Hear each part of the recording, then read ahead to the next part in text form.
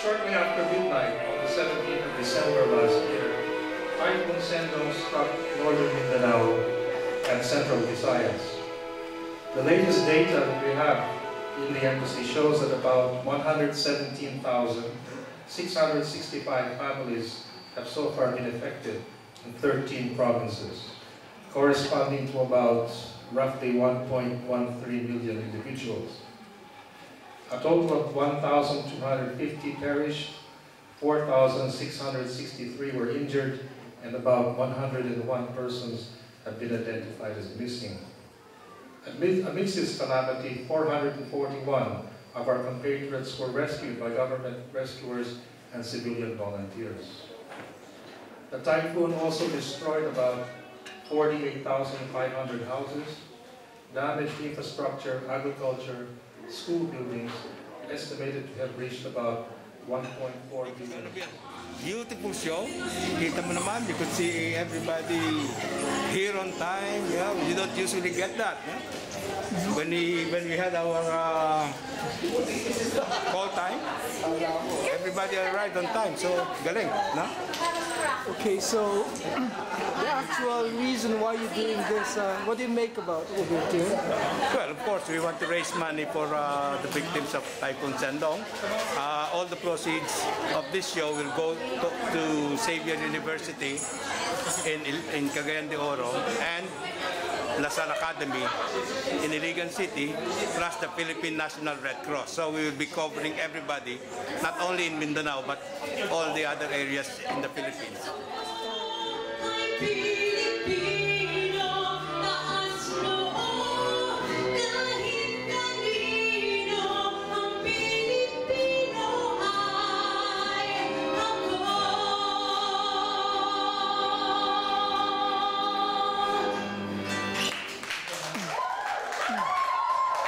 Hello, Monique. You say something. What do you make about this show tonight?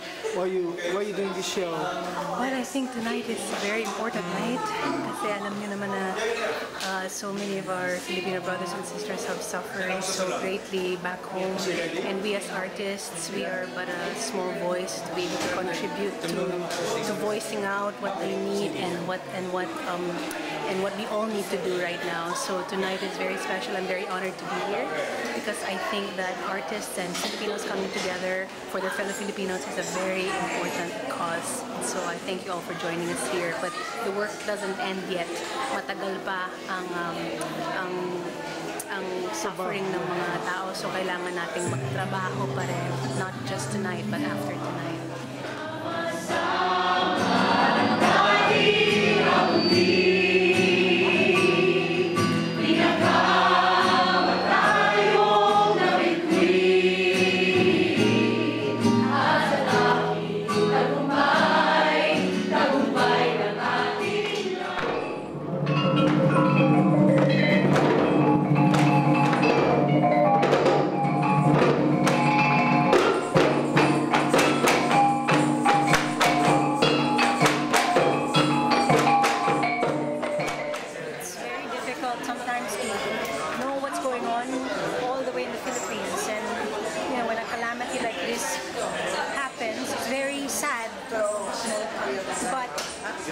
In a way, it's a great way for Filipinos who live abroad to come together to help, the little help that we can.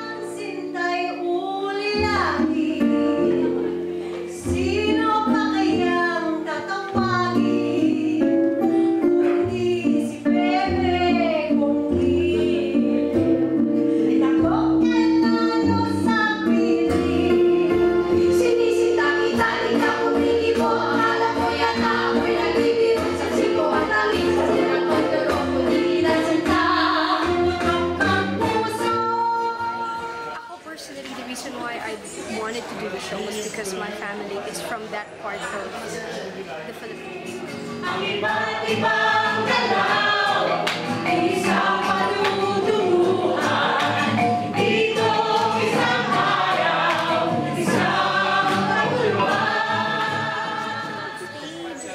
Godspeed, and I hope everybody's okay.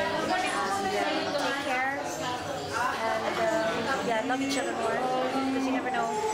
Life's too short.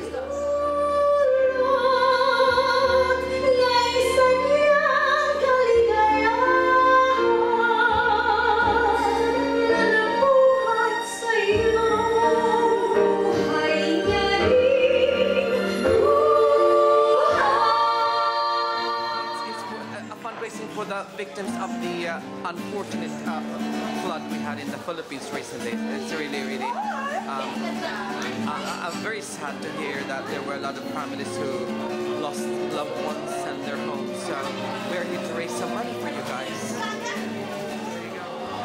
This is the day.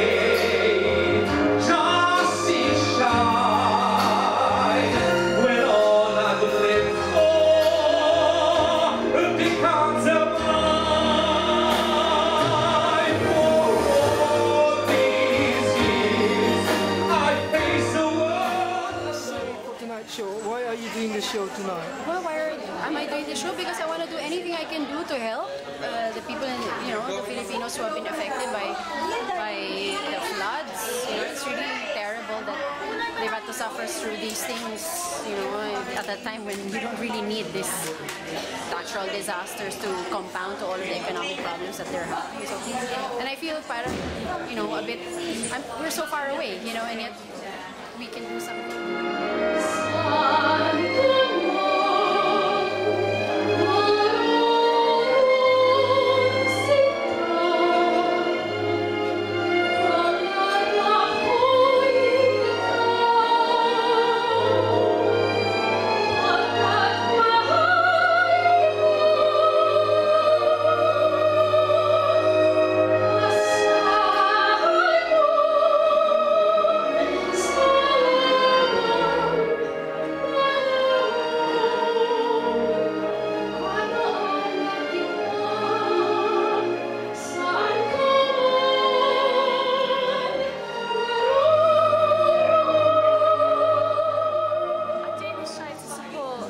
Victims of the floods that recently happened in the Philippines, leaving so many people stranded with food, no family members. So I think it's really important that we here in England support as many people, friends and family and relatives out there, as many as we can tonight to raise money and help others.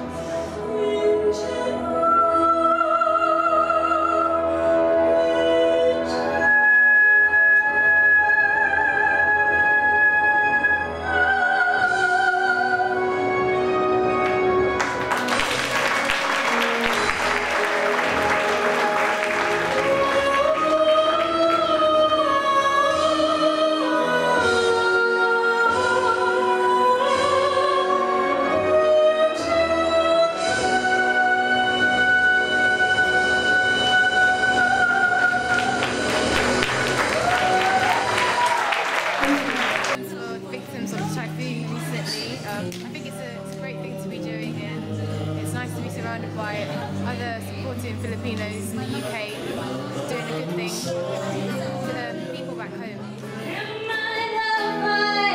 Someone like you, I wish nothing but the best for you.